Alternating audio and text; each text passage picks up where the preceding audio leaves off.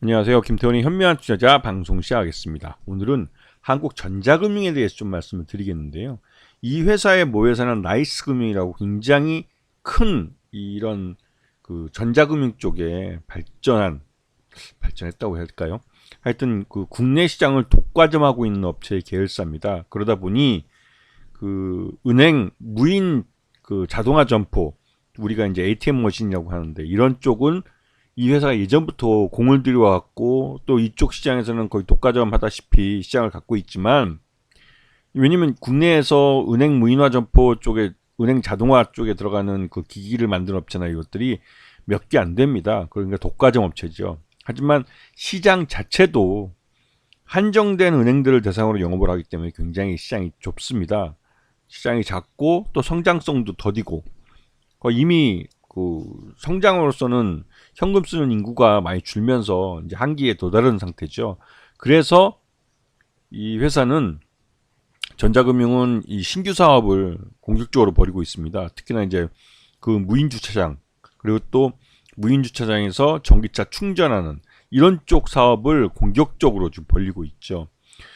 하지만 중요한 점은, 이 기준금리 인하가 이루어져야 이런 데 들어가는 투자비가 마련될 수 있다는 사실입니다. 이 말은 그 지금과 같은 금리에서는 투자가 더디게 이루어지기 때문에 무인 주차장도 그렇고 이 전기차 충전도 그렇고 이 여기에 들어가는 투자가 예전만큼 그렇게 빠르게 늘지 않고 있는 상황입니다. 문제는 여기에 있는 것이죠. 그래서 기준금리가 인하가 돼야 이런 쪽에 대한 투자도 더 이루어지고, 그래야 한국전자금융의 수익도 좋아질 텐데, 이게 좀 한계를 보이고 있는 모습입니다. 지금 그 한국전자금융의 이 한국전자금융의 주요 사업은 현금 비즈니스 쪽과 모빌리티 비즈니스, 무인화 솔루션 쪽으로 나눠져 있는데요. 이 현금 비즈니스 쪽이 기존의 주력 사업이었습니다. 하지만 이쪽은 이 성장의 한계를 보이고 있고, 또 모빌리티 쪽은 더디게 성장을 하고 있습니다.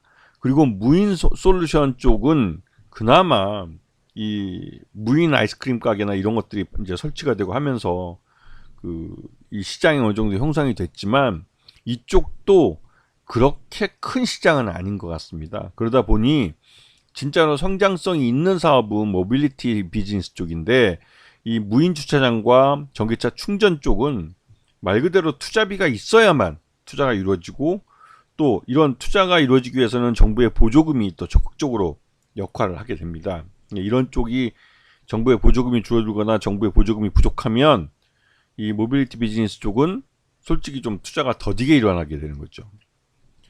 그래서 지금 나이스팍이라고 무인 주차장 쪽 이 브랜드명인데요. 이쪽은 성장성은 높다고 하지만 아직까지 그 성장성이 실제로 숫자로 나타나지는 않고 있습니다. 기대감만 있는 거죠. 그 나이스 차저라는 전기차 충전 쪽도 마찬가지로, 특히나 이쪽은 정부의 보조금이 들어가는 사업이기 때문에 정부에서 이 정부 재정이 어느 정도 뒷받침 돼줘야 됩니다. 하지만 지금 윤석열 정부의 이 재정은 거의 테크니컬 디폴트 상태나 마찬가지이기 때문에 이런 쪽에 투자되는 돈이 제한이 될 수밖에 없는 거죠.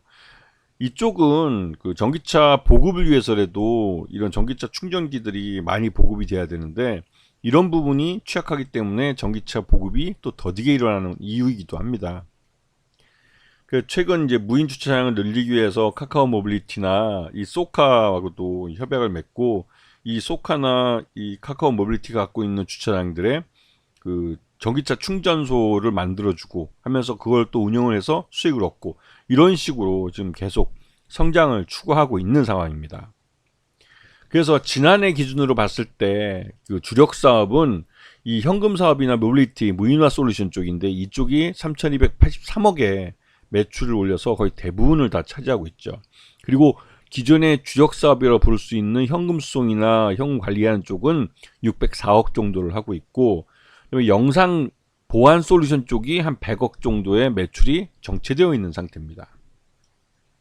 그래서 작년 실적은 재작년보다 꾸준히 매출 외형은 늘고 있고 영업이익도 성장하고 있는 모습을 보여주고 있습니다. 하지만 이러한 그 수익의 성장성도 그렇고 매출의 성장성도 그렇고 시장의 기대만큼은 보여주지 못하고 있는 상황이죠.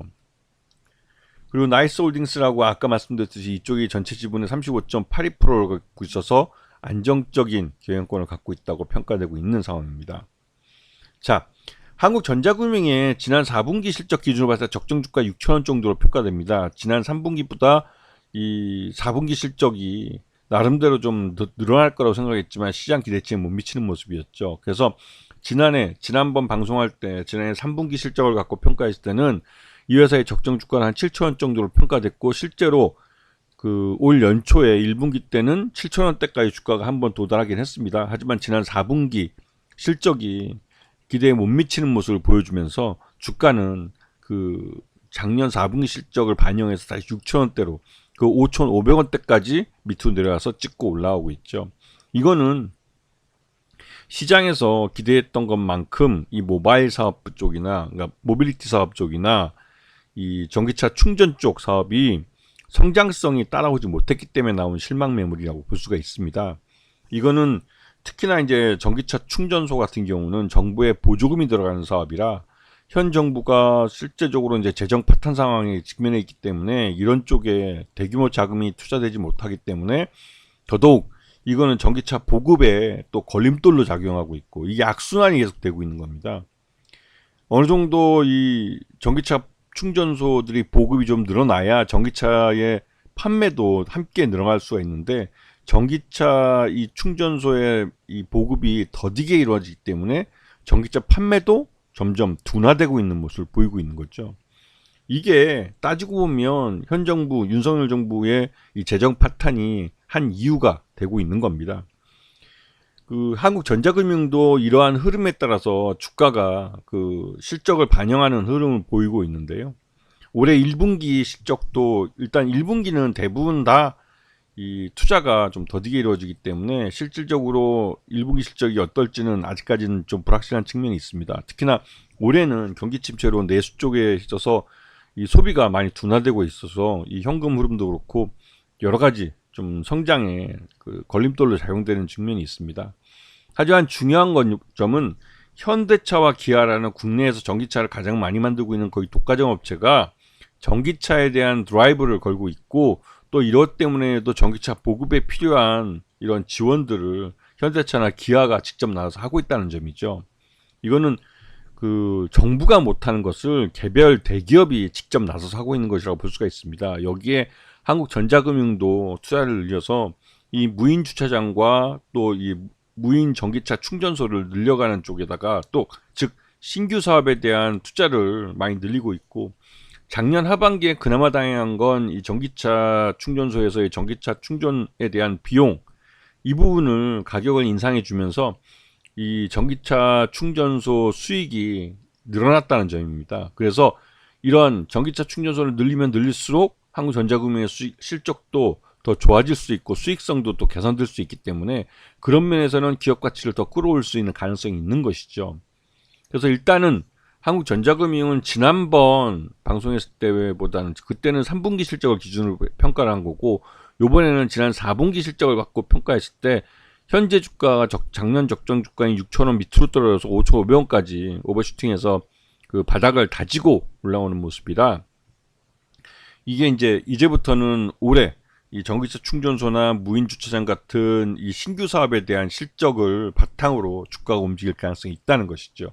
그래서 이 정부 지원이 좀 취약하다는 점이 발목을 잡고 있지만 그래도 대세는 전기차로 가고 있기 때문에 전기차가 필요로 하는 전기차 충전소의 보급 이런 부분에 대해서 관심을 갖고 보셔야 될 종목이라고 생각이 듭니다. 자, 오늘 방송 여기서 마치겠습니다. 감사합니다.